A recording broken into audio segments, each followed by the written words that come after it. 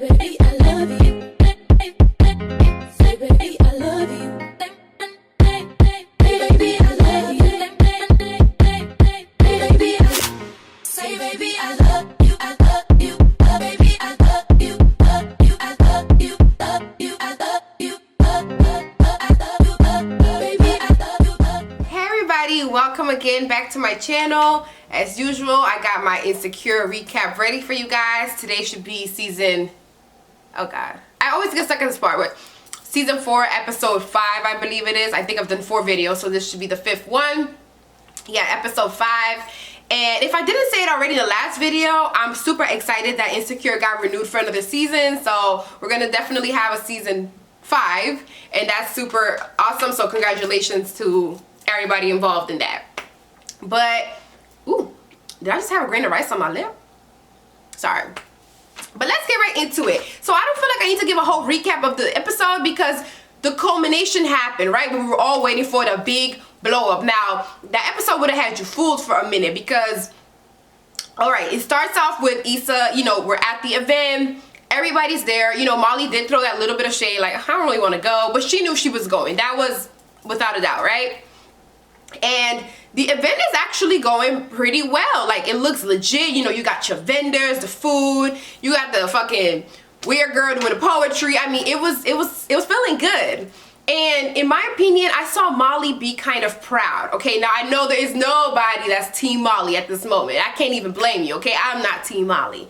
But from my perspective, when Issa was doing her thing and, you know, Molly was sitting on a couch and looking around, she didn't portray hater energy. She was just like, damn, like, yo, she did this shit. Like, she did this shit without my help. You know, she's really like growing up. Like, she's really stepping into her career, stepping into the adult that she, you know, knows that she can be.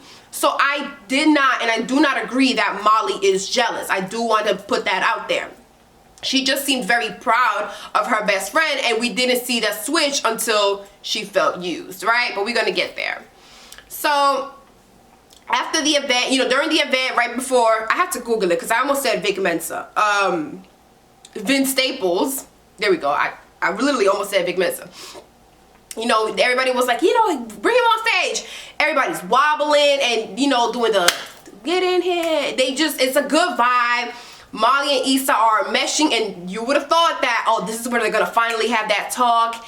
And when they were waiting, when Molly went to feed Issa, like give her a hot dog or something like that, I thought it was a really good moment of friendship because, you know how your best friend is, right? So Molly knew that Issa probably wouldn't have eaten because she was running around doing everything, and I thought that was cute, but I knew it wasn't gonna last because the minute that Molly found out that Andrew did Issa the favor of getting Vince Staples, flipped the switch. I mean, Molly just got really upset, and that's just when everything came out. They had the blow up, and a lot of things were said. And what I've been asking around when I'm talking to like my friends, and I watched the episode with my boo. Aside from the fact that we all can collectively agree that Molly is bugging, did Issa kind of use Molly? Like, was what Issa did kind of wrong, right? And the answer is no, it's not wrong at all. Because let's put it into perspective. Issa goes, hey Molly, you know, can you help me out with this favor? Molly's like, no, you know, I'm trying to set boundaries, my relationship, okay. Nathan, hey, what's going on, Issa? How was everything with the block party? Issa, you know, it could have went like this, right? You know, I'm a little stressed out, I don't have a headliner. Oh, let me help you out. Now, the person that both Molly and Molly, my bad, and Nathan have in common is Andrew, right? Andrew works for what? iHeartRadio or something like that. So he's the plug. He's the plug for both of them. Now, it has nothing to do with Molly that Issa went to ask. Sorry, I'm looking at my mirror in the back. It has nothing to do with Molly that Issa got help from Nathan, because Nathan is Andrew's best friend. Like, duh, it has nothing to do with Molly. Now, if it was a different scenario entirely, it could be shady. But Issa doesn't owe Molly an explanation at all, especially when she didn't help her. Now, what I did think was weird was that Andrew didn't tell Molly, because I asked my boo and I was like, my best friend's Ashante. So I'm like, if Ashante asked you to do something, like, why would you not tell me? You know, that's like weird. Like, you would just tell me in passing, like, hey, you know, about to get Ashante this spreadsheet or whatever. Do you understand? Like, it would just be kind of, it would just make more sense. So I thought it was weird, but then, like my sister pointed out, it's just such a minuscule favor that maybe Andrew it just left his mind. Like, he just felt like it's such a small favor and Molly's gonna be happy for her anyway, so why mention it? I don't know. I still think it was weird, and I know that the next episode, or at least I think so, Molly's gonna kind of address that to Andrew, like, you know, we wasn't really on good terms, why did you do this? But he's just gonna counteract, well, at the end of the day, that's your best friend, and it ain't nothing for me to get a headliner, you know, to help a friend, blah, blah, blah. That also means that, as we know, Molly never told Andrew anything. You know, he doesn't even know that Issa went to ask Molly first. So a lot of this is just, as we saw, miscommunication. But ooh, it was nasty. That was nasty. Issa was talking about, you know, if your relationship with Andrew don't work, that's on you. It's not gonna have nothing to do with him. And I thought that was a real, you know, it was a nasty thing to say, because obviously Molly has this history with relationships not going well for her because she does self-sabotage. But this blowout was necessary. I already saw the promo for next week. Issa's gonna go wine and paint with new bitches, and is this friendship salvageable? Like, man, I say it is. I do think that they can still come through, but I'm rooting for them. I'm rooting for them. Tyra Banks' voice, like, I want them to win, but sometimes when you just growing apart and growing at different rates, it's just not good. And Molly is miserable inside. I had to say it. Now, I don't think she's jealous, or maybe she's jealous of how free Issa feels like she can be, and Molly has like these made up constraints in her mind, right? Like, she had that made up rule. Well, I don't know, that you can't, whatever. Molly just makes up things in her mind, and there's a weird misery about her, and I can't understand it. You have a poppin' job. You have a poppin' man who, like, compliments you and understands you. The compliments and, like, the balance, not gives her compliments. But it's like, what more do you need? Like, you need to be happy within, and that's just proof that when you're not satisfied with yourself, all the accolades, the career, the relationships, it's not going to fulfill you. It's not going to make you feel good until you feel good here. And when you don't feel good inside, you project it, as Molly does. And she's nasty, and for like no reason.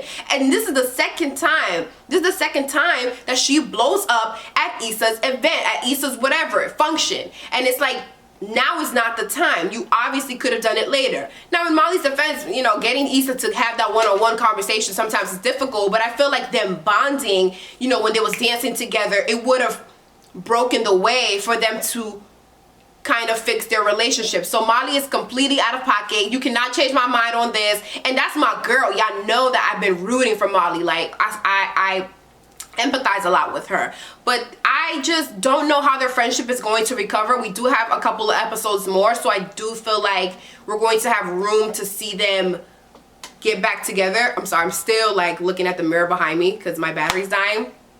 But other than that, we saw more glimpses of Tiffany's postpartum. She's kind of really just not connecting with the baby, which is crazy because when she was pregnant, I thought she was going to be that mom that's always like has separation anxiety for her baby, but Tiffany cannot be bothered. So I hope that they hone in a little bit more on that, and I hope that she can kind of fix that.